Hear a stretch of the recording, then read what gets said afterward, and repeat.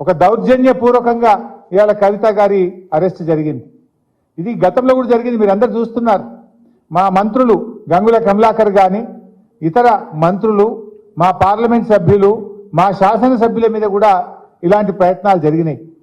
అటు ఈడీ కేసులు, ఇటు రాష్ట్ర ప్రభుత్వ అక్రమ కేసులు, ఇలా అనేక రకాల మా పార్టీ నాయకుల మీద కూడా కుట్ర జరిగింది. ఒకవైపు మా ఎమ్మెల్యేలను కొనుగోలు చేసే ప్రయత్నం కూడా ఇదే బీజేపీ నాయకులు చేసిన విషయం కూడా మనందరికీ తెలుసు.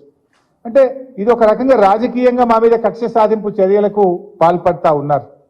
ఎందుకంటే ఇదంతా కూడా ఒక కక్షతో చేస్తున్నటువంటిదే తప్ప ఇంకోటేం కాదు.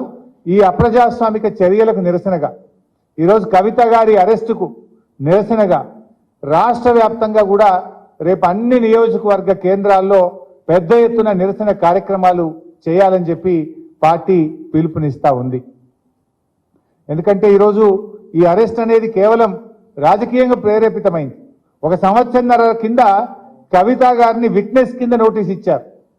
ఏడాదిని అర్థం తర్వాత ఇవాళ అక్యూజ్డ్ కింద మేము అరెస్ట్ చేస్తున్నామంటారు. అంటే ఏడాదిని అర్థం ఏం చేసిండు మరి మీరు? ఈ 1.5 year నుంచి ఏం చేసిండు?